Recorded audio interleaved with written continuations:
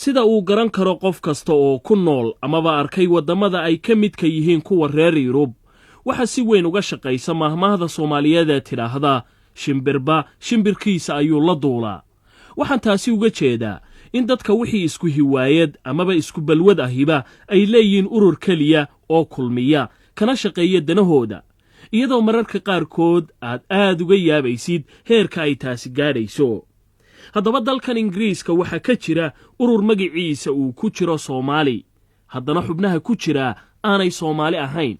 iskabadaa xubnaha ku jira inay Soomaali noqdaane xiitaa xidhiir toosa ururkaasi lama laha dadka Soomaalida iyo dalka Soomaaliya midnaba. aan idinku wareejiyo Cabdinuur iyo Haydara. naadi ku yaala dalkan Ingiriiska ayaa waxaa la yidhaahdaa naadiga bisadaha Soomaalida. waxaa la sameeyey 10 sano ka hor. bisadaha Soomaalida naadigaasi waxaa iska leh dadka haysta mukulaalaha ka gaarka ah kuwa kale. haddaba xubin naadigaasi ka tirsan ayaa uga sheekaysay bisadahaas iyo noocyadooda Florence Axt, waxaana ay ka diyaarisay warbixintan.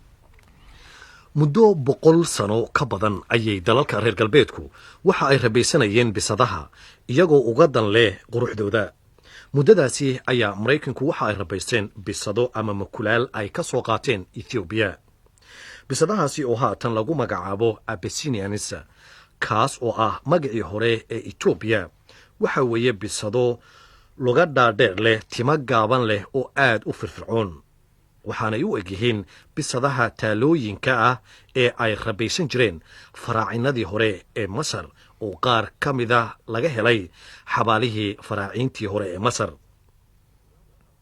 dhowaan waxaa la arkay kuwo aad u qurux badan oo ka mida kuwaas oo timo dheer leh, lugahooduna ay dheerdheer yihiin. kuwaas lugaha dhaadheer leh waxa ay ka soo jiidasho badan yihiin kuwa kale, kana timo dheer yihiin. waxay leeyihiin sayn timo badan leh, waxaana loogu magacdaray mukulaal ama bisad Soomaali. 10 sano ka hor qaar kuwaas ka mida waxaa la keenay dalkan Ingiriiska. haatan waxaa jira naadiga bisadaha Soomaalida.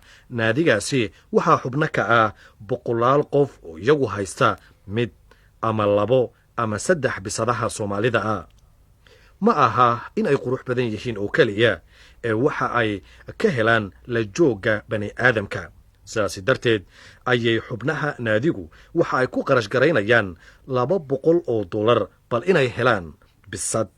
xubnuhu waxa ay leeyihiin bisadaha Soomaalidu waa kuwa aad u wanaagsan oo khaas ah. waa hagaag. haddiiba ay dadkii shisheeyaha ahaa sidaasi u jecel yihiin bisadaha Soomaalida, malaha waxa innagana inala gudboon inaynu ogaanno qiimaha bisadaheenna.